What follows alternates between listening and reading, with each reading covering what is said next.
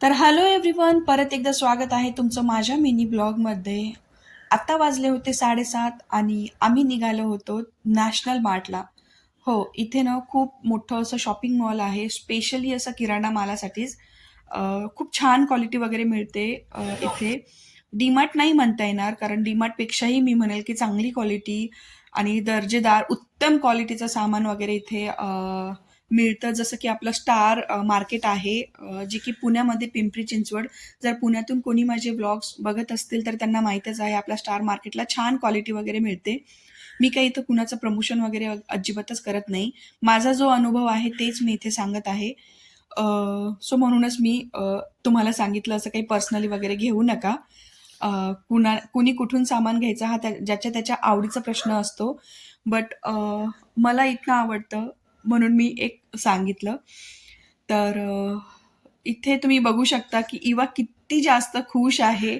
जसं ती नेहमीच बाहेर पडल्यानंतर खुशच असते, कारण घरामध्ये आम्ही दोघीच असतो आणि शेजारी पाजारी देखील तिला कोणी मैत्रिणी वगैरे नाहीयेत किंवा मलाही बोलायला कोणीच नाहीये.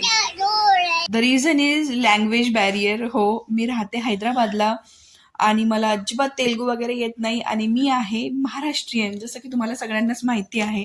सो इथे सामान वगैरे घेण्यासाठी मला थोडंसं इवाचे डॅडी वगैरे हेल्प करत होते. तर माझा हा शॉपिंग व्लॉग कसा आणि सफल होतो हे तुम्हीच बघा. त्यातल्या त्यात इवा काय धुमाकूळ घालते हेही मी तुम्हाला दाखवणारच आहे. चला तर बघूया.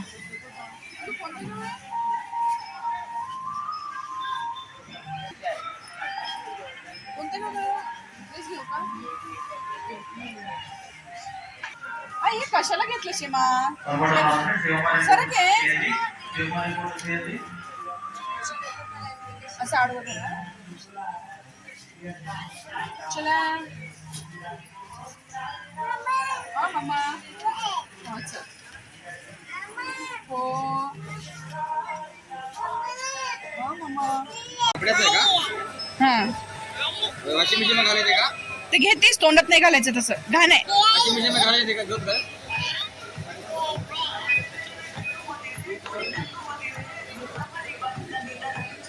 200 रुपयाला घेऊ नको.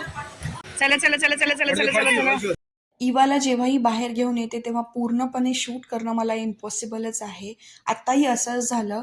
मला म्हणजे सामान सोडून बाहेर येऊन थांबावं लागलं. ह्याचं कारण असं, कारण इथले जे इन्स्ट्रक्टर असतात त्यांनी सांगितलं की मॅडम प्लीज तुम्ही तिला बाहेर घेऊन जा, कारण ती खूप जास्त पाडापाडी वगैरे करते आणि असं नको व्हायला की तिलाच लागेल वगैरे. सो तिच्या सेफ्टीसाठी मी हिला बाहेर येऊन थांबले इथे. आणि इवाचे डॅडी अजूनही आतमध्येच आहेत. सो आणि इथेही बघा, मॅडम म्हणजे शांत बसलेल्याच नाहीये, तिला अजूनही बाहेर आतमध्ये वगैरे जायचंय. काय बेटा, ते बिल आहे वा.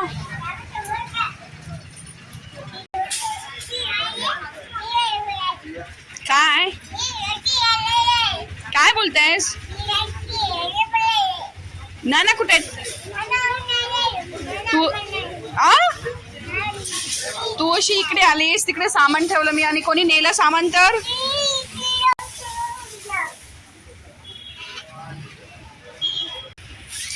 तसं पडते बेटा माणूस. हा, आंटी मारतात बघ, आंटी मारतात, आंटी मारतात.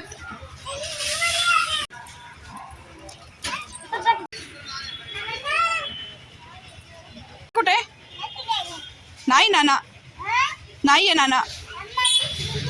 अहा, नाही आहे ग नाना. कुठे नाना? नाना कुठे? कुठे कुठे नाना? भेटलेत नाना? आलेत का? आला नाही बेटा अजून नाना. नाना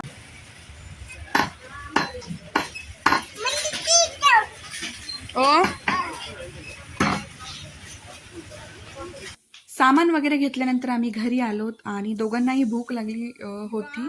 सो इथे मी बनवलेला होता मॅगीचा प्लॅन, कारण जास्त भूक नव्हती आणि हलकं फुलकंच काहीतरी खायचं होतं.